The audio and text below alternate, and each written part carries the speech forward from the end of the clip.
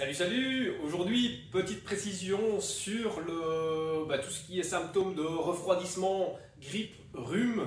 On connaît tous un petit peu ça à différentes périodes de l'année. Bon, cette année-ci, on y est un peu plus soumis. Donc, simplement quelques petites informations selon la vision chinoise de la situation. Il faut savoir qu'il y a plusieurs cas, mais il y a deux grands critères. Il y a ce qu'on appelle un vent froid, une attaque par vent froid et une attaque par vent chaleur. Et comment on peut les différencier un petit peu ces deux-là? Dans le principe d'un refroidissement, d'une prise de froid, évidemment, on a des symptômes qui sont très similaires à ce que nous on appelle la grippe. Donc il y a une légère fièvre, pour ce qui est du vent froid, hein. Il y a une légère fièvre, il n'y a pas spécialement beaucoup de transpiration, par contre il y a une grande aversion au niveau du froid, il y a des frissons, il y a des céphalées, il y a de la toux, il y a une congestion nasale évidemment, les mucosités ont tendance à être claires, on n'a pas de mucosité vraiment lourde, épaisse. On peut avoir une petite démangeaison au niveau de la gorge. Et généralement, si on regarde un petit peu l'enduit de la langue, pardon, on a un enduit blanc.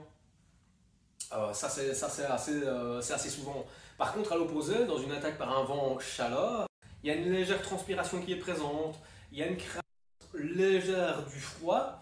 On peut avoir des céphalées évidemment, de la toux, aussi on peut rejoindre avec des courbatures articulaires, mais on peut avoir une gorge qui est beaucoup plus gênante, beaucoup plus douloureuse, avec des mucosités qui sont dans ce cas-là alors plus jaunâtres, plus verdâtres, beaucoup plus lourdes, beaucoup plus épaisses, c'est des mucosités qui sont difficiles à expectorer. Et alors quand on regarde l'enduit linguinal de la langue, j'ai vraiment difficile à dire ce mot aujourd'hui, c'est intéressant de voir qu'il a une tendance un peu plus jaunâtre. Et dans ce cas-là, en fait, on sait qu'on est dans une attaque de vent chaleur. Donc en fait, je résume, on a deux grands cas. On a un vent froid, on a un vent chaleur, on a des symptômes vraiment forts similaires avec des céphalées et de la toux. Mais généralement, dans un vent froid, on transpire un petit peu moins, mais on a une grande aversion pour le froid et on a des frissons. Que dans le vent chaleur, on a plutôt une légère aversion pour le froid, mais par contre, on a un peu plus de soif.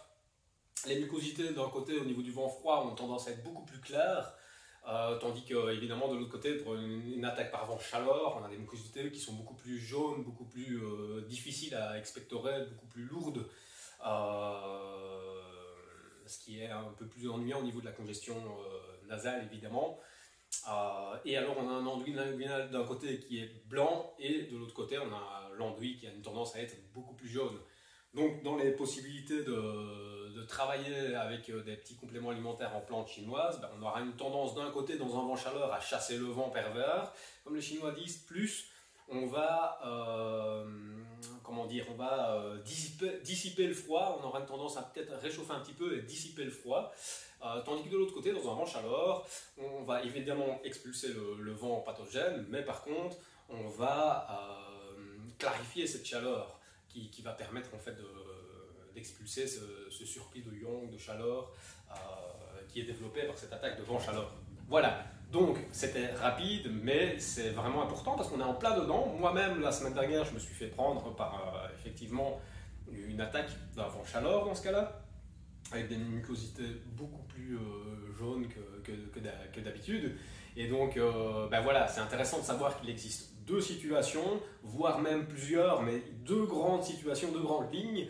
Et dans le cas où ça t'arrive, tu n'hésites pas, tu peux me contacter, on peut se faire une visioconférence et on analyse tout ça ensemble et je te conseille sur les différentes choses que tu peux faire pour rapidement être en pleine forme. Super. Allez, bonne journée à vous.